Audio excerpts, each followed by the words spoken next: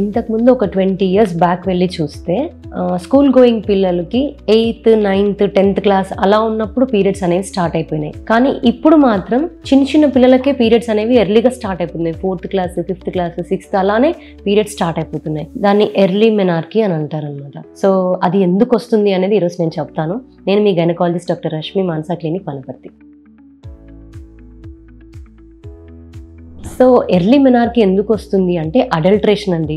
Milk and milk products, eggs భయంకరమైన adulteration చేస్తున్నారు. So దానివల్ల ఏంటంటే బఫెలోస్కి ఆక్సిటోసిన్ ఇంజెక్షన్స్ ఇచ్చి ఎక్కువ మిల్క్ రావడానికి వల్ల అలా చేస్తున్నారు అనమాట. దానివల్ల ఈ బ్రెయిన్ నుంచి అండాశయాలకు వచ్చే సిగ్నల్ సిస్టమ్ దెబ్బతినేసి పీరియడ్స్ అనేవి ఎర్లీగా స్టార్ట్ అయిపోతున్నాయి. సో అదొకటే రీజన్ కాదండి, చాలా ఉన్నాయి. ఎన్విరాన్మెంటల్ పొల్యూషన్స్కి ఎక్స్పోజ్ అవుతున్నారు. తర్వాత ఫిజికల్ యాక్టివిటీ లేదు. ఇంతకుముందు స్కూల్లో స్పోర్ట్స్ అని అవని ఫిజికల్ యాక్టివిటీ చాలా ఉంటుండే. ఇప్పుడేంటి పిల్లలు ఇంటికి రాగానే స్క్రీన్స్ ముందర కూర్చోవడము, టీవీస్ చూడడము, అలా ఫిజికల్ యాక్టివిటీ తగ్గిపోయింది.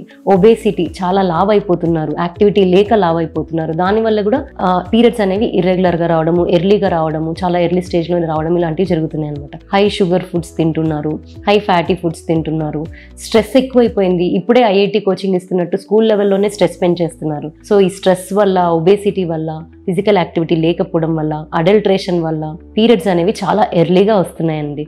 సో వాటిని మనం మాక్సిమం అవాయిడ్ చేయాలి. Milk and milk products adulteration చాలా ఎక్కువైపోయింది. మిల్క్ని అవాయిడ్ చేయడమే బెటర్ అండి. Thank you.